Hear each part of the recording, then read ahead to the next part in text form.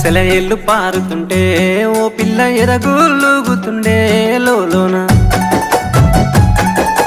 నదులన్నీ కలిసినట్టు పిల్లగా నవ్వెంత బాగున్నది నీలోన గాజుల సప్పులు గలుగల్లు మోగంగా గజ్జెల పట్టీలు గంతేసి ఆడంగా వరిగడ్డి మోపు ఎత్తి ఓ పిల్ల వయ్యారి నడుము పవే ఈ వేళ సిగ్గు సింగా